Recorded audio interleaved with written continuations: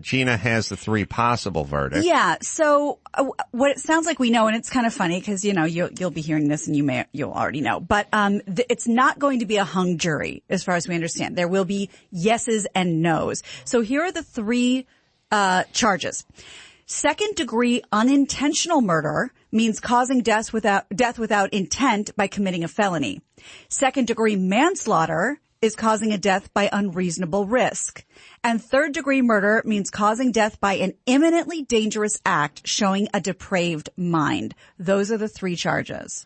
Yeah, so the third one is kind of insane because the definition for the depraved mind one, basically the definition is you fire a gun into a crowd. Yeah, you got to be. You're not thinking I'm going to kill that person, but you're going to kill somebody, and that's kind of the definition of that one. That one seems like a bridge too far, but I was talking to Geragos about this earlier, and they're going to go for a mistrial probably no matter what. I think they should have sequestered the jury and changed the venue as well. It seems nearly impossible. I mean, I said to Mark, if you're defending Chauvin, you'd go for a mistrial, right? And you go, oh yeah, for sure, because how could you possibly get a fair and partial, untainted jury pool when there's mobs outside the courthouse? Right. And, I obviously was going to lead news with this, but since we may know a lot by then, let me just tell you this now about, Maxine Waters. I don't know if you heard she was, riling up the crowd and, said, about if Chauvin is found not guilty, she said, we've got to stay on the street. We've got to get more active. We've got to get more confrontational. We've got to make sure they know that we mean business. And the judge said remarks like that could result in a trial being overturned. Chauvin's lawyer said there's a high probability that jurors will see Waters' comments, but the judge said, it's disrespectful to the rule of law and to the judicial branch, but since he told jurors not to watch the news, he thinks it'll probably be okay. That covers it. Yeah. Well, to be fair to Maxine, that is her jurisdiction. I mean, she does work in Minneapolis. Oh, wait, she's from fucking L.A. Oh, she's the worst person in the world. All right. Mark said the judge, who's a liberal guy, by the way, seemed, in his estimation, has had an ass full of this stuff because he was initially pissed that the civil suit, the $27 million, he didn't like the idea that was handed out just before jury selection. Oh. So the judge was like, why did you do that now? They eliminated 2 jurors based on that because that's just more, that's more potential mistrial stuff. So, and again, it's a weird timing thing. They could have waited till after jury selection or after the trial or whatever it was. It was several weeks, basically, they had to wait. Anyway, Mark will chime in on that. I was thinking philosophically, and I don't know what the verdict is, but the notion that if, let's say the verdict is non-guilty on all charges, he's acquitted of everything. Let's just say, then everyone's going to erupt and there's going to be fires and mayhem and looting and fighting in the streets. And then you will turn on the TV that night and it will be further testament to our racist, judicial system and how a black man can't get a fair trial in this country. But if you go a little deeper and you go, well, you take the composition of the jurors, women, men, black, white. Mm-hmm. I think they made sure and get a pretty diverse group to chime in. Considering they all live in that neighborhood, what would be the possible motivation?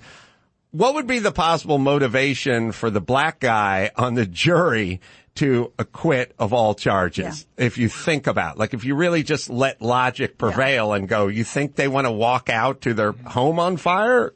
It doesn't make sense. If they say not guilty, it's because they got the evidence and that's what they arrived upon. All right. So, Chuck Liddell is going to join us soon. He's already here. We got the totally topical TiVo game. We have the verdict coming in. I think Brian and Chris are monitoring that, or Chris is monitoring that. We got Geragos possibly. Oof. All right. Do you want me to just get Geragos now before we even hear the verdict, or do you want to wait till? Well, it seems like if we're minutes away from the verdict, I guess. He definitely has his thoughts already on what he thinks it's going to be. Do you want to just give him a call? See? Well, let's just give him a call and see if he can, put him on the spot and see if he can, prognosticate here. I spoke to him earlier. I think, I can't remember. Mark exactly is spot what he on when it comes to other people's trials and terrible when it comes to his own clients. That's right. Yes. Kaepernick's been in the league for 2 years.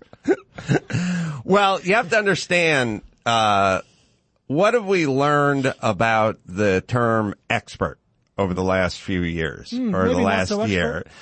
Well, it's not just, by the way, you could be an expert, but an expert with an agenda is not an expert. So, right. Think about the pulmonologist who was saying smoking was good for you. Hey, smoke them up if you got them. You know what I mean? I mean, he's an expert. Right. Trump's doctor was a doctor. Right. They are experts, right. but he was a ponytail expert. When you have an agenda, then you're no longer an expert, right? Yeah. Meanwhile, Trump's going to outlive us all. So fucking have Probably fun. me.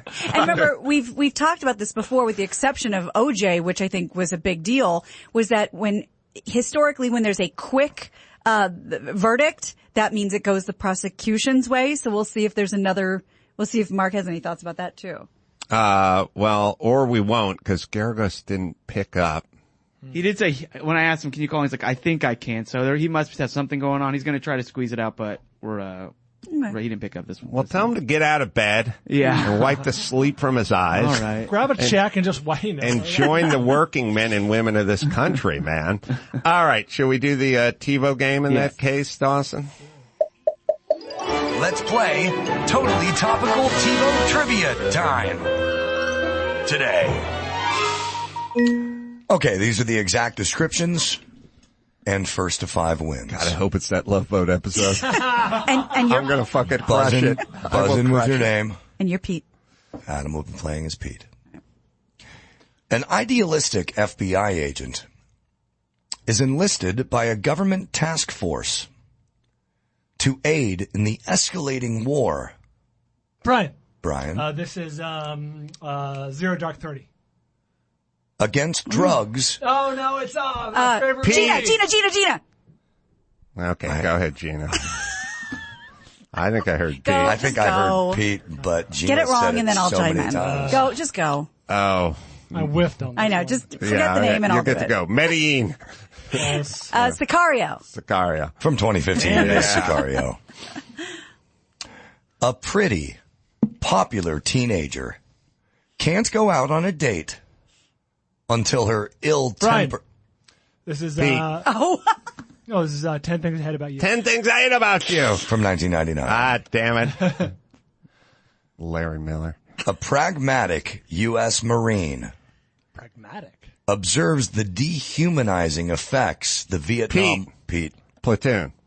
The Vietnam War has on his fellow recruits, from their brutal boot camp to the bloody street fighting. Pete. Brian.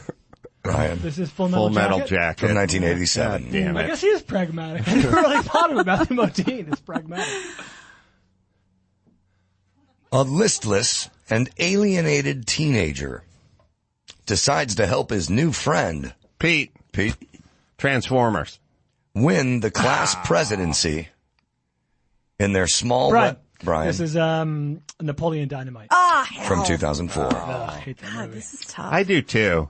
We hate that movie because it was just overhyped. Yeah, so it's okay. It's fine. I guess I kind of enjoyed it, but the hype was fucking outrageous. I can throw a football 3 miles. That's so entertaining. I think I throw a football over them mountains.